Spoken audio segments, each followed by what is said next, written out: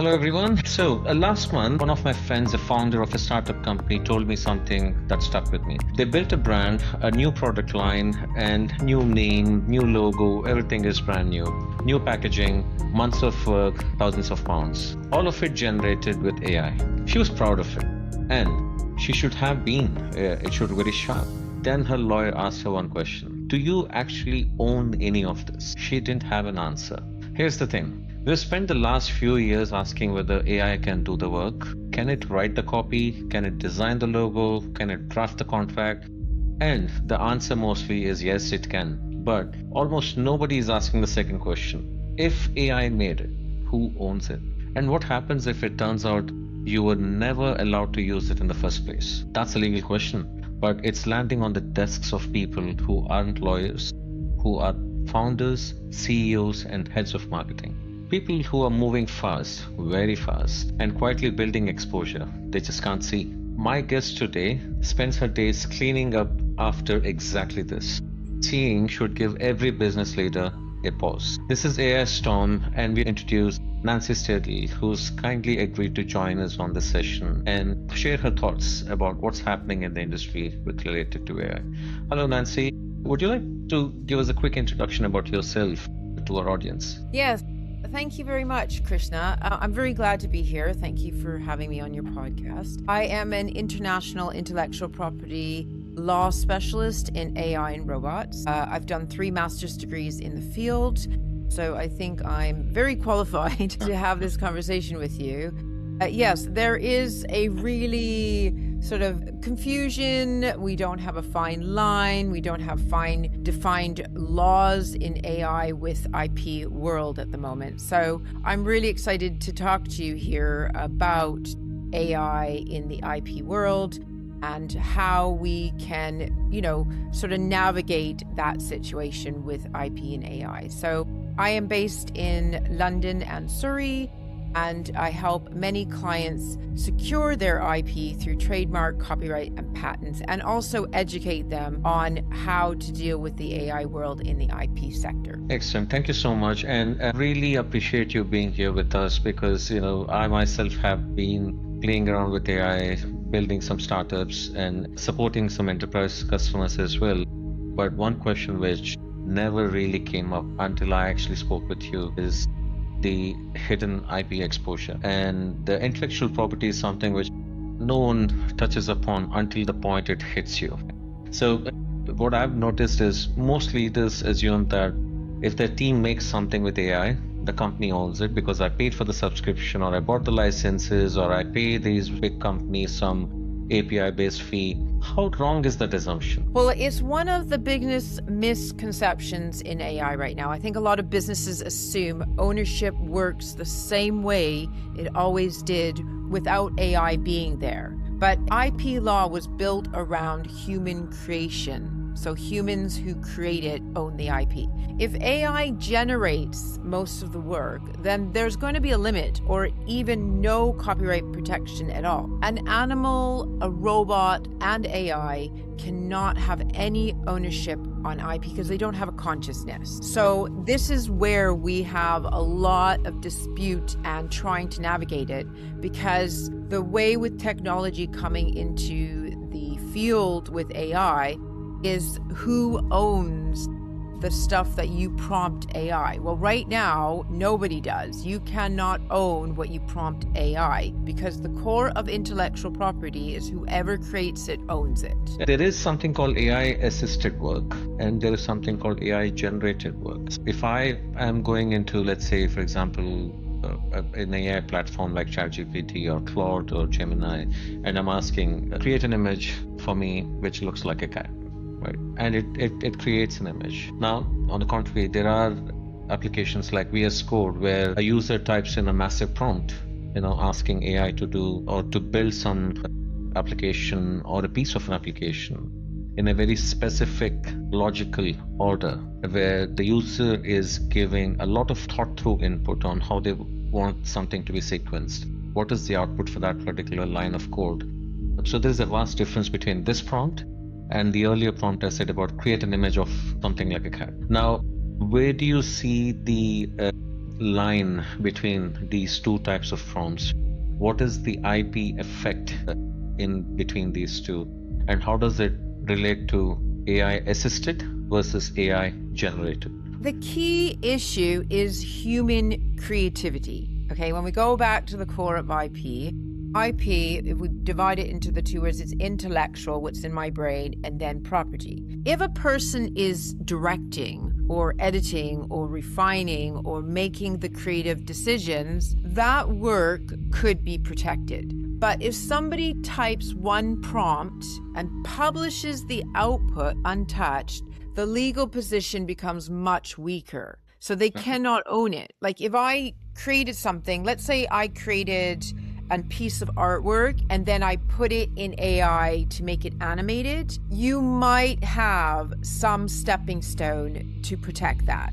But if I simply say to ChatGPT, can you create this painting, what I want, and it then publishes the output untouched, this is where the legal position of you owning that and able to license it out becomes a very weaker position in the legal standpoint. Now, how do we make the leaders who are listening to our podcast understand what are they actually missing out in implementing the strong legal guardrails, particularly? How do you think they should be taking this forward? Yes, well, we're seeing a lot of companies that are using AI generated logos and branding to invest heavily in them, and then they discover that they can't properly protect them.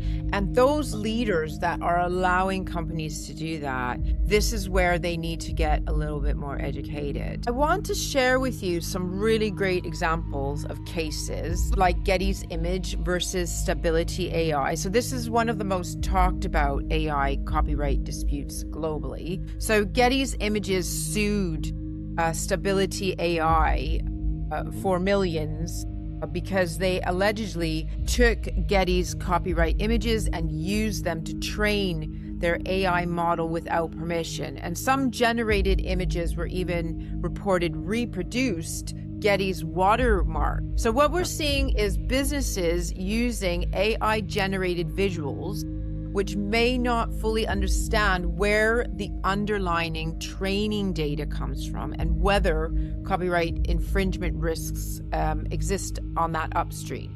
The other one was the New York Times versus OpenAI and Microsoft. And this case was where New York Times sued over allegations that copyright journalism was used to train the AI systems without any authorizations. And why this matters commercially wise is that a lot of businesses assume AI outputs are safe to use commercially, but these lawsuits are challenging the legality of some of those AI systems that were trained in the first place. It creates a real downstream risk for companies. So a lot of leaders that are running these companies, they're not educated. It's amazing how many networking events I do go to, and when I bring up IP as a subject to directors, they're not interested because they're not knowledgeable about it. These examples are really scary, I would say, when we really look into the lens of what could be the outcome. Some kind of infringement like that happens and we are not even aware of it.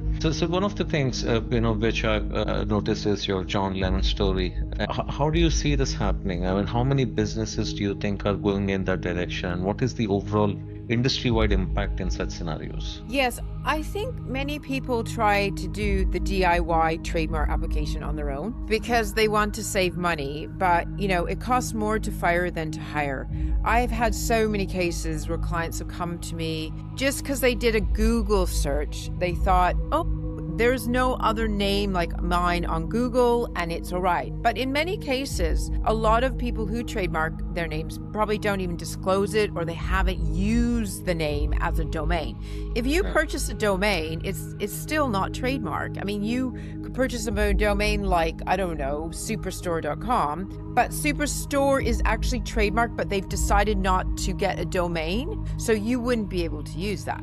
You should go to a trademark lawyer, trademark specialist like myself, and spend that extra money to get that safeguarding. I've had so many clients who've come to me after they've tried to trademark and then they've got an opposition. Sometimes you can't even find the other company through the trademark search because they might be unregistered, and then you have a problem. Like, for example, Walt Disney is registered and protected. So you may then be challenged by Walt Disney that they find out that you're using a name that they have already trademarked. So if you don't have knowledge in trademark, please come see someone like myself or an attorney or a lawyer or anything like that.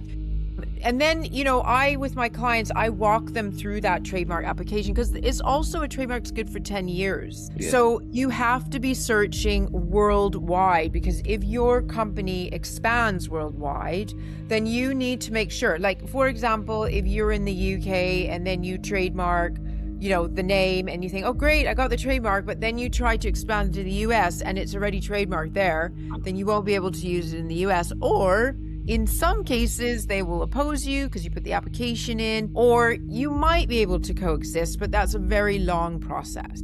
Yeah. So would you mind just outlining at a very high level, in this current modern AI era, where startups are coming from every nook and corner like mushrooms, I would say, at what stage should they engage somebody like you to get their bases covered, that they are not legally exposed either on their brand name or taglines or other assets, whatever they're building? And because there's a lot of effort what goes into building a startup, right? A lot of thought process, a lot of money, a lot of time. And we don't want all that to be wasted for somebody just because they missed out on one very important step. Yes. The first thing that you must do before you decide to start a business of any sort is to trademark. I can't emphasize that enough. If you have an idea, then, write your business plan, but also look at your IP before you go into the world, because this is where you will end up with an infringement if somebody has a similar name to you, and that's a big danger. The other thing is when you use sort of like ChatGPT or any other platforms to try to find a name, a generated name may be already trademarked somewhere else.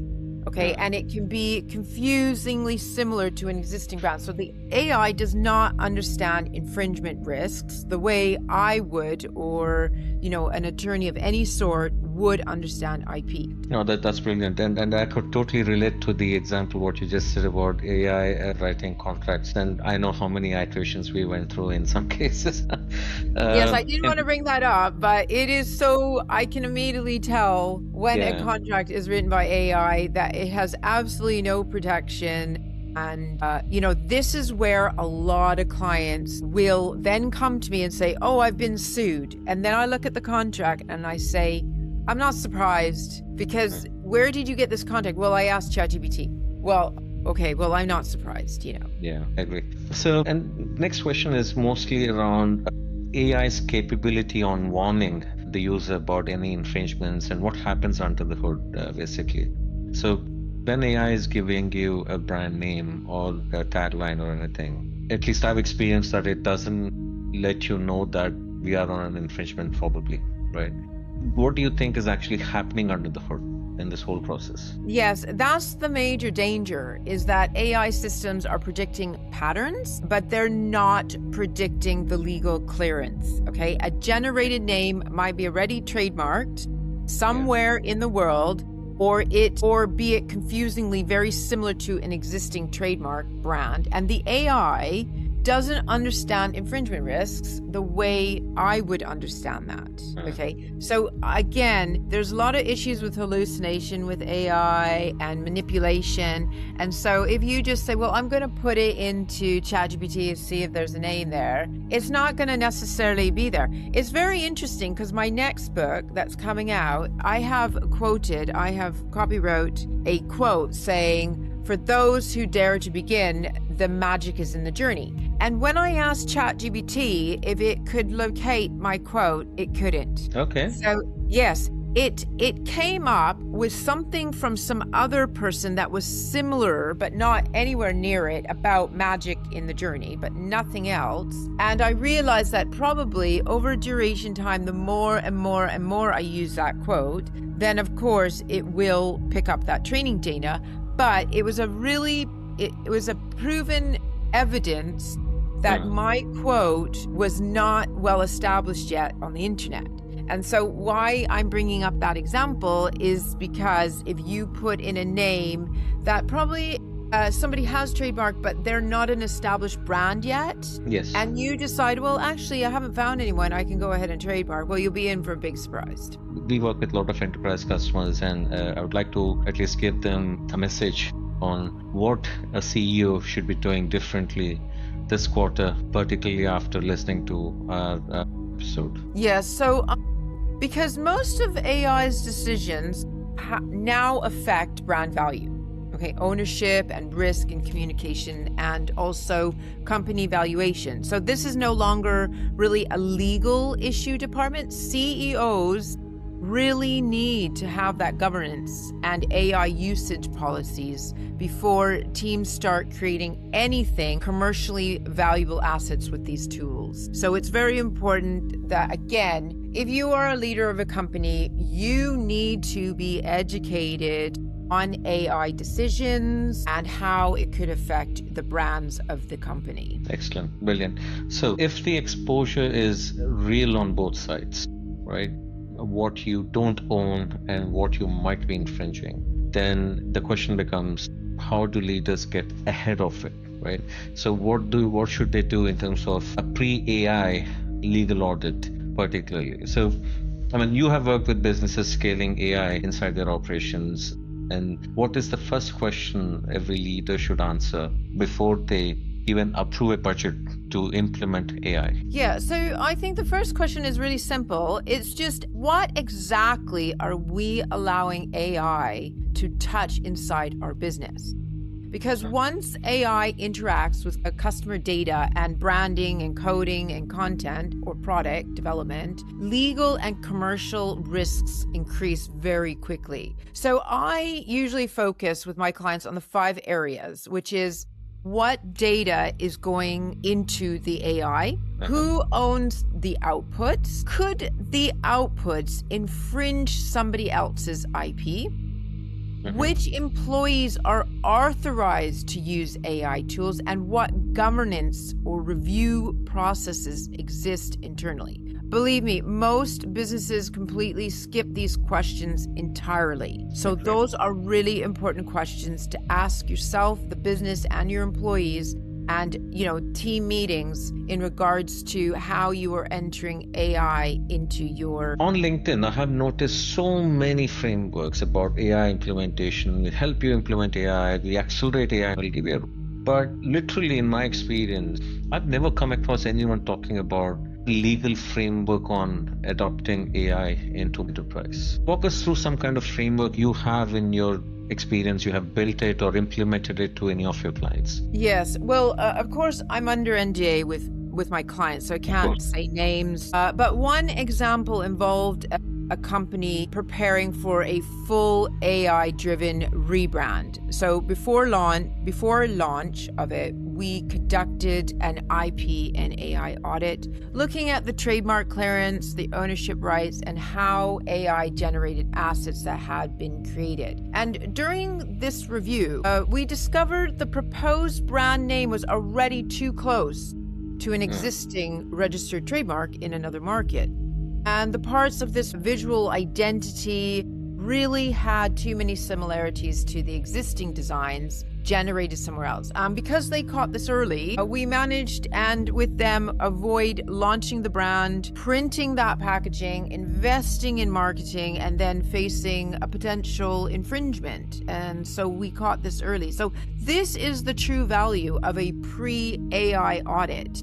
It's not about slowing down the business's innovation. It's about preventing this really expensive mistake, because if you are hit with infringement or a cease and desist letter, boy, the costs can go up. Yes, I agree. Totally understand. And now some companies might be able to afford an entire corporate lawyer team. Some companies might not be able to afford it, and they rely on their existing members of the business. So where does the responsibility sit for these audits or raising the right questions at the right point in time during the AI implementation journey?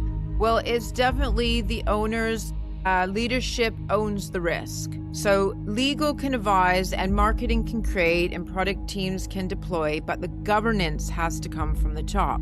You've got to look at your business a bit like having a child. So if you have a child, you have to be responsible for the well-being of your child. You know, if the child is not performing right, or it's stealing, or it's causing a lot of trouble, it will always come down to the parent. It won't come down to who's teaching the child at school or the gym teacher or the art teacher or anything like that. We will always zone back to the parent. So leadership owns the risk. So when you are starting a business, you are the captain of the ship. There can only be one captain of the ship, and it is your responsibility to understand AI, understand IP before you start a business. And I do teach that when I do business plan courses with my clients, when they decide, you know, I want to start a business, there is a whole section on trademarking, and we lock in their trademark before they're even done their business plan. So they are at least safeguarded if they go into the big world. But then it's their responsibility to, you know, they will hire me to monitor that trademark, because trademarking takes, you have it for 10 years. So it's not only about purchasing your trademark, it's also about the maintenance of IP. It's a very valuable asset. You see, if I sell a company and I haven't trademarked the name, I could lose that company, or the new buyer could somehow lose the company, because the whole asset is in the brand. My curiosity is where these members of business don't have knowledge of even raising that question. What is their path of action? Because, you know, what I'm seeing is every single company in the last 12 months or so, a lot of these members in the leadership don't know anything about AI. It's AI everywhere. And I want AI. Otherwise, I might not be relevant in the market. Right? What would be your message to them? What are they risking? Yes. I mean, you know, that's kind of saying, I didn't know the speed limit was 30 miles per hour in this area. Okay. Yes. When you start a business, you really need to be educated. And I agree with you. Many business owners do not understand IP. I mean, I work endlessly going around the world to conferences and talking about it. I really realized that a lot of people just shift it under the carpet until they get that infringement. And then, you know, then my work is cut out for me. Because then they come and they, well, I didn't know and stuff. And you can't be like that. You have to get educated before you start a business. The thing is to find out all the steps you need to start a business. I've seen and I've worked with many businesses who have launched AI-generated marketing assets without checking ownership or licensing issues. And then they've had to pull campaigns, they've had to redesign branding and spend thousands of money trying to fix that all. So you need to get knowledgeable. In my recent book I published, which is really different than most business books out there, I have a whole section of IP in there. Because yes, you are right. A lot of people don't know about it. And when I bring it up, they actually think... Yeah, totally agree. So my last question today is, what is that leadership mindset shift? We want every listener, because our podcast is largely presented towards C-suite or board or senior leadership in the companies, and we want them to really understand, what is that mindset they need to walk away with from this session. What do you suggest they should be thinking about when they walk away after listening to this episode? Well, I believe that AI is more than a productivity tool. It's also an IP and business risk issue. So the companies which win won't be the ones using AI the fastest. They'll be the ones who are using it strategically and responsibly and with proper ownership and structure in place. Do you know how many people I come across who start a business without foundation or start a project without foundation or structure, and they spend no time? Again, a really good analogy is the pregnancy stage. Is like forming in that pregnancy stage is all about foundation, or even building a house, doing the blueprint, getting educated in regards to all those things. Those people are going to win compared to those people who just run out and have no knowledge and do not put any foundations in place. Yes, yes. No, very good example. Thank you. And before we close out with my closing out message, I want you to talk about the books, the one which you have written already and published, and the one which is coming out soon. This is the book called The Art of Analogies in Business: How to Start a Business in Layman's Terms. And as I mentioned to you, there is a whole section in the book on IP, which I find is really different compared to the other books that I came across when I was doing my research about business books. It also talks about mindset and good energy and exercise. Well, I talk a whole section and explain what is a trademark, what is copyright, what are trade secrets. So it's an excellent book for anybody starting a business, and even people who are in business right now and might not even be trademarked. They could read that whole section on trademark and IP. Thank you. And your upcoming one? So my upcoming one is more of fictional. It is about a young girl who sets up a jewelry business. It's very mystical, so sort of like Lord of the Rings, Alice in Wonderland. So she is very excited about starting a business, but she just doesn't have the confidence, and she meets these very magical mentors who will help guide her. There's all these underlining things where I bring the business aspect of her learning how to do a business plan, her learning how to secure her IP, and her learning how to exit her business as well, which a lot of people don't understand. The value is not necessarily in your customers, although they are a benefit, but if those customers drop out, the IP can be worth millions. Like IKEA and Nike have their IP in a separate business account to their business. Excellent. Nancy, thank you very much for being here with us. I wanted this episode where we can enlighten the business community about what they are probably missing out. Nancy, before we close, do you want to say any final words? Well, I really appreciate the time on your podcast, Krishna, and I do hope our conversation will educate other people out there about the importance of IP before they start their business. And I would say work with AI as a tool, but of course be cautious about it. It's a bit like a saw, like a drill or a chainsaw. Like, it will help you cut down the tree, but if you don't know how to handle the power of it, it could backfire on you. So just take your time to really implement an AI audit or structure into your company in order for it to run successfully and in a long term as well. Yes, absolutely agree. Nancy, thank you very much again. And I would like to tell our audience, this was the conversation most leaders are not having yet. Everyone listening, protect what you're building, because in this form, quiet risks are the ones that hurt most. If you want to get in touch with me for any IP support, you can get in touch with me, Nancy Steidl. I'm on LinkedIn, www.thebusinessmission.com. Or even email me at info@thebusinessmission.com. Yes, definitely. I mean, we will share all that information in our description of the podcast as well. And with that said, this is the third interview on the AI Storm. And thank you very much again. And I'll see you next time.